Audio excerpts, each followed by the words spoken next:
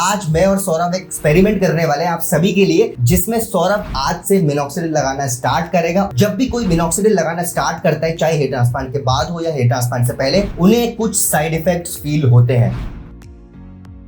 सौरभ के hair transplant को लगभग 2 महीने पूरे हो चुके हैं और जिनको नहीं पता मैं उनको बता दूं, ये सौरभ का दूसरा हेयर ट्रांसप्लांट है। इससे लगभग 3 साल पहले भी सौरभ ने अपना हेयर ट्रांसप्लांट करवाया था और अगर हम बात करें उस ट्रांसप्लांट के रिजल्ट के बारे में, तो आप देख सकते हैं उस समय सौरभ का कैसा रिजल्ट आया था। इन्होंने फ्रंट में अपना हेयर ट्रांसप्लांट करवाया था, जिसमें इनके लगभग 1500 से 1700 ग्राफ्ट लगाए गए थे और कुछ ऐसा इनका फाइनल रिजल्ट आया था। बट क्योंकि सौरभ को अपनी हेयर लाइन और एग्रेसिव बनानी थी, तो इन्होंने दोबारा से अपना हेयर ट्रांसप्लांट करवाने का डिसीजन लिया और फाइनली एक बार फिर अपना हेयर ट्रांसप्लांट करवाया नॉन शेवन FUE टेक्निक से। इंटरेस्टिंग बात यह है कि जब इन्होंने पहली बार अपना हेयर ट्रांसप्लांट करवाया था, तो उस टाइम इन्होंने मिनॉक्सिडिल यूज किया था सिर्फ 6 महीने तक। बट इस बार इन्होंने जब से इनका ट्रांसप्लांट हुआ है, एक बार भी मिनॉक्सिडिल नहीं लगाया, क्योंकि इनको यह लगता है कि अगर मैंने मिनॉक्सिडिल लगाना स्टार्ट कर दिया तो शायद मैं रिजल्ट आने के बाद मिनॉक्सिडिल को नहीं छोड़ पाऊंगा। और इसी डाउट की वजह से सौरभ ने जब से ट्रांसप्लांट करवाया है अपना दूसरी बार, एक बार भी मिनॉक्सिडिल यूज नहीं किया।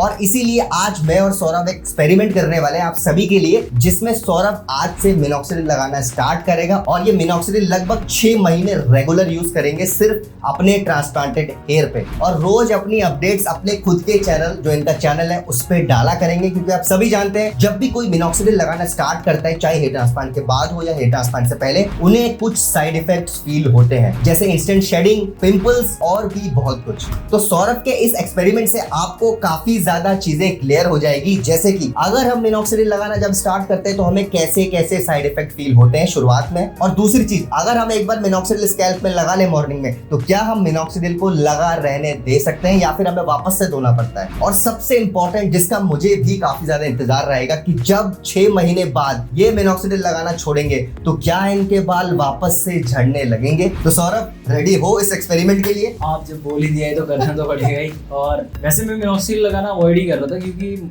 मॉनसून चल रहा है, वैसे ही बाल बहुत झड़ रहे हैं मेरे। टू बी ऑनेस्ट, मैं ट्रांसप्लांट करा चुका हूँ। बहुत लोग पूछते हैं कि बाल झड़ रहे हैं, बाल मेरे खुद इतने बाल झड़ रहे हैं, मैं दिखाऊंगा वीडियोस में।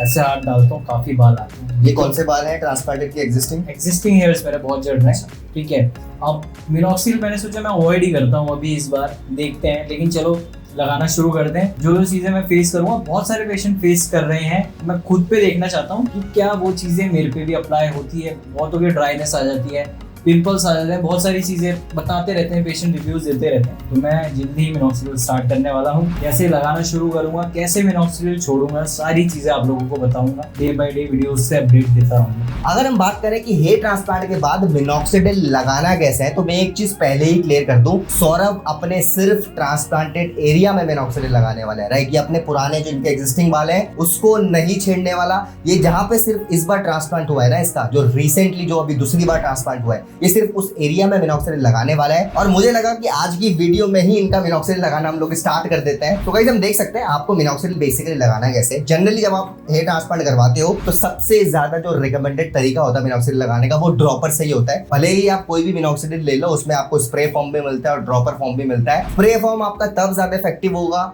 जब आपके बाल बहुत ज्यादा छोटे होंगे या ट्रिम्ड ऑफ या फिर शेव्ड ऑफ होंगे, तब आप स्प्रे से करो। लेकिन जब आपके बाल उगने लगते हैं ना, फिर स्प्रे का कोई मतलब नहीं रहता। उसके बाद आपको ड्रॉपर से ही मिनॉक्सिडिल यूज करना चाहिए। आप देख सकते हैं सौरभ का फ्रंटल एरिया में ट्रांसप्लांट हुआ था, तो हम फ्रंटल एरिया में ही सिर्फ मिनॉक्सिडिल लगा रहे हैं। अब मिनॉक्सिडिल लगाना कैसे? आपको मिनॉक्सिडिल बेसिकली दिन में 2 टाइम लगाना है। 24 आवर्स में आपको 2 बार मिनॉक्सिडिल लगाना है, 1 ml 1 ml। जनरली प्रेफरेबल क्या होता है, एक डोसेज आप मॉर्निंग में लगा दो 1 ml की, राइट। आप मॉर्निंग में अपने स्कैल्प में मिनॉक्सिडिल लगा लो और एक डोसेज रात को सोने से पहले आप मिनॉक्सिडिल लगा लो। तो यही सबसे ज्यादा प्रेफरेबल होता है मोस्ट ऑफ द लोगों के लिए जो अपना हेयर ट्रांसप्लांट करवाते हैं या फिर जो ट्रांसप्लांट नहीं भी करवाते, जो मिनॉक्सिडिल यूज करते हैं। और जैसे कि सौरभ ने बताया, ये फुल टाइम जॉब करते हैं, राइट। ये ऑब्वियसली वर्किंग प्रोफेशनल है, तो ये मॉर्निंग में मिनॉक्सिडिल लगा के ऑफिस जाने वाले हैं और एक्सपीरियंस बताने वाले हैं कि अगर आप मिनॉक्सिडिल लगा के ट्रांसप्लांट के बाद स्पेशली कोई भी काम को करते हो, तो आपको हो सकता है मिनॉक्सिडिल लगाने के कुछ साइड इफेक्ट फेस करने पड़ सकते हैं। वो सारा सौरभ अपनी वीडियोस में बताएगा। बहुत ज्यादा इंपॉर्टेंट वीडियोस होने वाली है उन सभी के लिए जो कि हेयर ट्रांसप्लांट करवाने का प्लान कर रहे हैं और जिनको मिनॉक्सिडिल लगाने से डर लगता है। क्योंकि गाइस,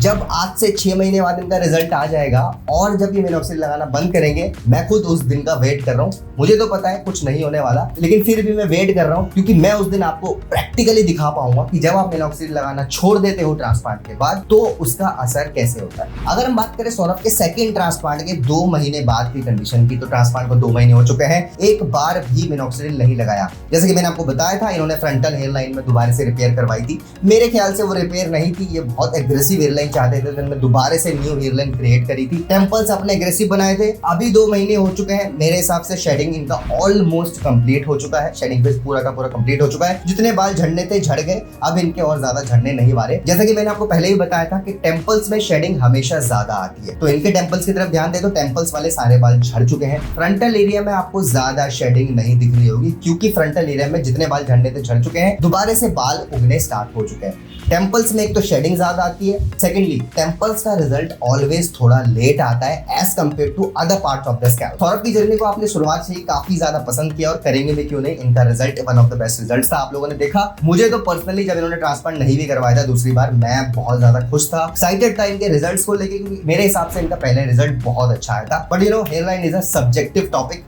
बहुत सब्जेक्टिव मैटर होता है। हेयरलाइन हर किसी की अपनी प्रायोरिटीज होती है, तो इनको एग्रेसिव हेयरलाइन चाहिए थी, तो इन्होंने दोबारा से अपना ट्रांसप्लांट करा के एग्रेसिव हेयरलाइन बनवा ली। और जब इनका रिजल्ट आ जाएगा आज से 6 महीने बाद, तो चीजें क्लियर हो जाएगी कि क्या इनका हेयरलाइन दोबारा से रिकंस्ट्रक्ट करवाना सही डिसीजन था कि नहीं। वैसे आपको क्या लगता है दोस्तों, नीचे कमेंट बॉक्स में बताओ कि क्या सौरभ को मिनॉक्सिल यूज करना चाहिए कि नहीं। आप लोगों के कमेंट्स काफी ज्यादा वैल्यूएबल है हमारे चैनल और सौरभ के चैनल के लिए। और जिन लोगों ने सौरभ के चैनल को अभी तक सब्सक्राइब नहीं किया है, नीचे मैं लिंक दे रहा हूँ, इनके चैनल में जाओ, इनको सब्सक्राइब करो, बहुत ज्यादा प्यार दो। तो गाइस ये थी आज की वीडियो। उम्मीद करता हूँ आपको आज की वीडियो पसंद आई होगी। अगर आपको आज की वीडियो पसंद आई तो हमारी वीडियो को लाइक करिए, अपने फ्रेंड्स के साथ ज्यादा से ज्यादा शेयर करिए, एंड अगर आप फर्स्ट टाइम चैनल में आए तो चैनल को सब्सक्राइब कर दीजिए। आने वाले टाइम में बहुत सारी ऐसी वीडियोस लाने वाले हैं जिनकी नोटिफिकेशन डायरेक्टली आपके फोन में पहुंच जाएगी। Thank you so much watching guys.